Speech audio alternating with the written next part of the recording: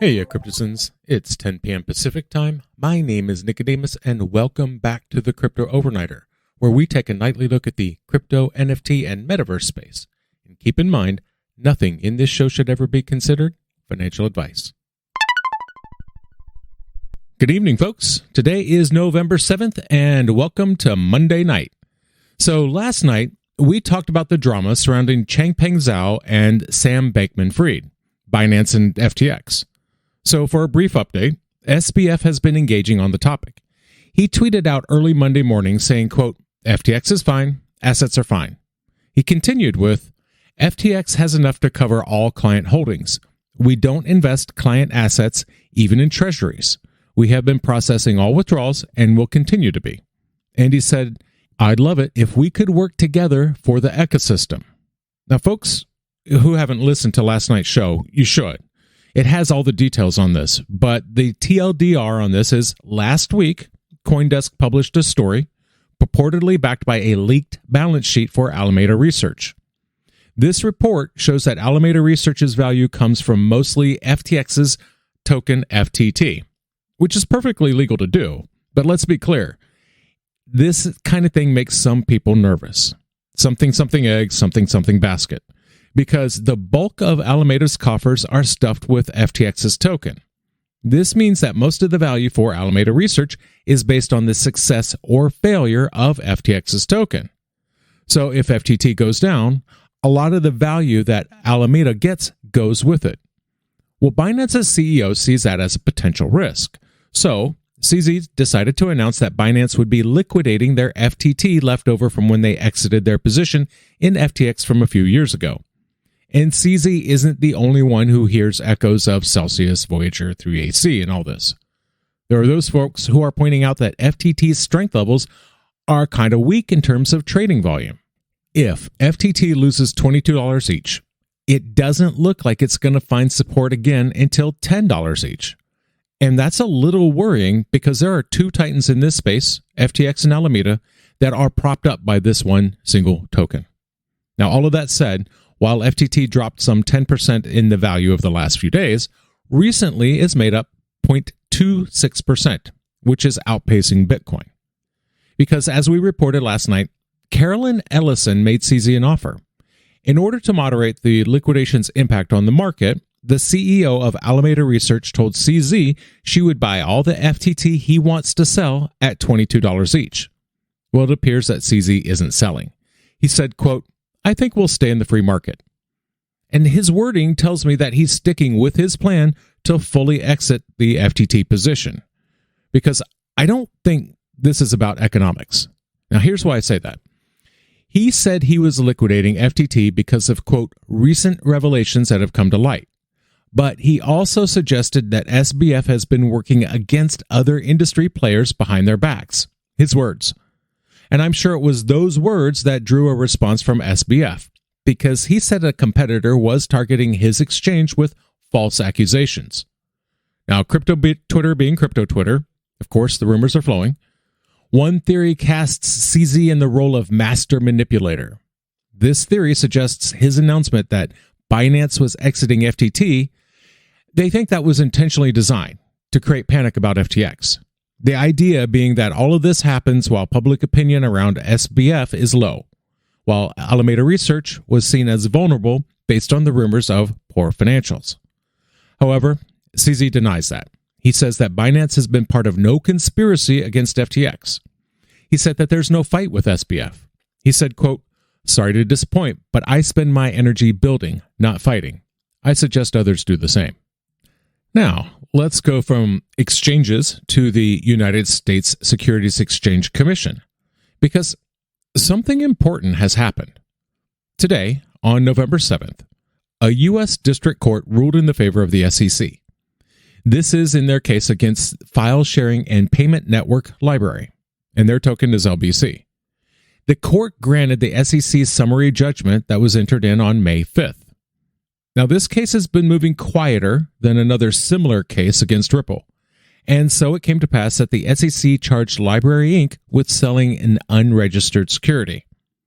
LBRY runs the decentralized video sharing platform Odyssey, And Odyssey gives viewers the opportunity to earn crypto by watching videos. Creators earn LBC, LBRY's native token. And you know how Chair Gensler of the SEC likes to say, just come in and talk to us? Well, this is apparently yet another case where that didn't work out so well, because they said LBC isn't a security. They said it, quote, functions as a digital currency that is an essential component of the LBRY blockchain. And the SEC rejected all efforts to reach a settlement. Which makes sense to me from the SEC's point of view, because they want precedent set, and it looks like they got it. Paul Barbadero of the District of New Hampshire is the judge that sat for the case. His ruling in this case means it will not see the inside of a courtroom. In his finding, he said, quote, no reasonable trier of fact could reject the SEC's contention that LBRY offered LBC as a security, and LBRY does not have a triable defense that it lacked fair notice. According to the SEC, LBRY has taken in more than $11 million in finances and services from 2016 to 2021 without registering. Now, because LBRY didn't hold an ICO, an initial coin offering, the SEC isn't charging them with fraud. A statement put out by LBRY said that even if the company goes down, if the SEC is successful in getting them shut down, the LBRY network will continue. They said, quote, the LBRY network will continue to function and grow through the effort of the distributed LBRY network. Now, interesting point here, because LBRY's founder, Jeremy Kauffman, is on the ballot to represent New Hampshire in the United States Senate. He's listed as a member of the Libertarian Party. In response to the ruling, LBRY posted on Twitter, quote, we lost. Sorry, everyone. We're going to lick our wounds for a little bit, but we're not giving up. And keep in mind what I said. This sets a precedent.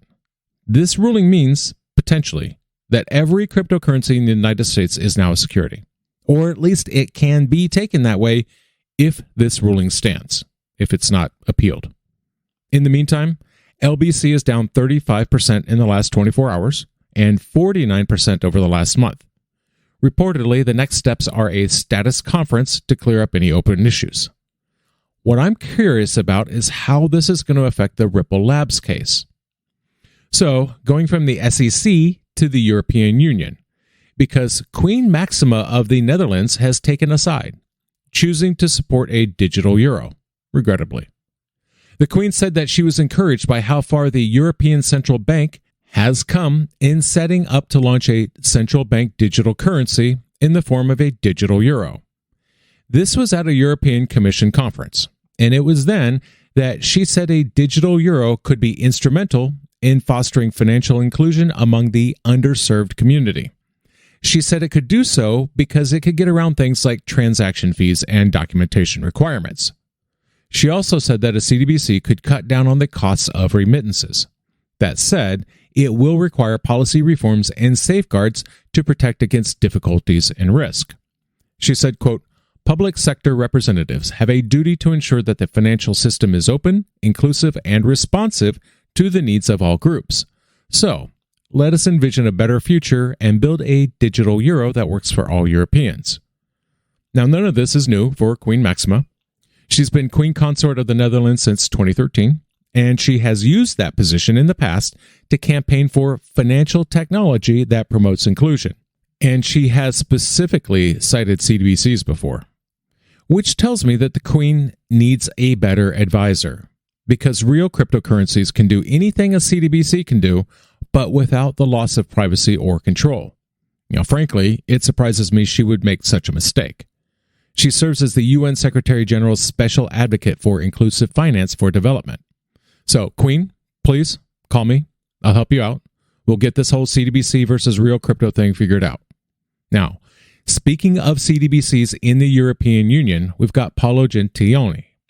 He thinks that a series of international agreements will be needed. That is, if they want to stop state-backed CBDCs from infringing on countries' sovereignty. Now, Gentiloni is the European Union Commissioner, and he was speaking at a conference on the digital euro that was put together by the Commission and the European Central Bank. He said, quote, how do you avoid the risk of infringing the sovereignty of other jurisdictions through a digital currency? while developing a digital currency with global admission, as the digital euro will be. Because these 27 member nations are going to have to figure out how a digital euro will work for cross-border payments. Now, he feels like a series of agreements are going to be needed, and he's not alone. In October of last year, the Group of Seven also warned about something like this. They said nations that are developing digital versions of their own fiat need to be careful not to tread on other jurisdictions. One of the things that they're concerned about has happened to the US dollar in the past. When countries adopt the US dollar as their own currency without at least consulting the Federal Reserve, they're concerned that easy access to a digital euro could undermine the currency. And then you've got the IMF, because in the past, the International Monetary Fund has talked about something truly terrifying, an international CBDC. So Gentileone's remarks have struck a chord, especially from the Bahamas. See, the Bahamas is ahead of the curve in the CBDC game. They've already rolled out their own CBDC, the sand dollar, some time ago. John Roll is the governor of the Bahamas Central Bank. He said, quote, "It is critical that any cross-border initiative taken in regards to work on CBDCs reflects an inclusive approach to the needs that will be expressed by the Bahamas and other small countries in this arena." On the other hand is European Central Bank President Christine Lagarde, because some EU leaders see the digital euro as a way of preventing losing financial sovereignty in the Eurozone. Lagarde was speaking at the Digital Euro Conference in Brussels when she said, quote, "The entry of big tech into payments could increase the risk of market domination and dependence upon foreign payment technologies, with consequences for Europe's strategic autonomy." Now, some of this comes from the days when Meta was called Facebook, because they announced their LBRY project, which would later become Diem before ultimately being abandoned. But they had plans to stand up their own currency in the form of a stablecoin that was married to no single country's fortunes. EU policymakers took that as a threat. They saw a tech giant with 2.5 billion users offering a way to make payments in something other than euros. The European Commissioner for the Internal Market said, quote, "We cannot let anyone other than us Europeans say what will happen in our digital market in terms of payment. We are lacking a pan-European digital solution for payments. If we do not come with solutions, others will." Now, right now, the European Central Bank is investigating launching a central bank digital currency. Once they have a prototype designed, they will announce by September of next year whether they're going to go that way or not. Lagarde said, quote, "By designing digital public money, we can get ahead of these developments and ensure that confidence in the monetary system is maintained and innovation is nurtured." Nellie Liang is Undersecretary for Domestic Finance for the U.S. Treasury Department. Attending the conference virtually, she said, quote, "We're clearly aware that countries are working on CBDCs and are at a further stage of development than the U.S., China, for example. And some of you, a CBDC is critical to defending the currency role." For her part, Lang made it clear that while the U.S. might be considered as being behind in the race for a digital dollar, she says we're not going to rush into something like that. She said, quote, "In the near term, we don't believe the introduction of a CBDC in other countries earlier is likely to change the fundamental role of these underlying structural factors for a currency." And for our last story for the night, we're going to stick with the CBDC thing and take a look at the Bank of Korea, because Korea's central bank just completed a 10-month experiment into a digital South Korean won. So what happened here is that the Bank of Korea developed and tested a way to transact cross-border remittances. They did so by linking these CBDCs from different countries. They also tested the use of CBDCs to include the purchasing of NFTs using a CBDC. South Korea's CBDC trial began last year. The first of 2 testing phases was completed in January. Governor Chang Rhee was giving a speech when he said some of the realities of a digital currency required trade-offs. He said, quote, "We have realized there is no such thing as perfect technology or CBDC designs that can satisfy all of the various goals and expectations at the same time." Now, one important trade-off that he talked about was the decision to, quote, "improve compliance at the sacrifice of privacy." Did you catch that? Central bankers are quite content to sacrifice your privacy in the name of their compliance. Yonhap News reports that the Bank of Korea has also established a virtual money laundering system, as well as one that monitors for terrorism financing. The news outlet reports a CBDC could handle up to 2,000 transactions per second. And here we go. Reese said that a blockchain, a distributed ledger, doesn't have the scalability needed for a retail CBDC.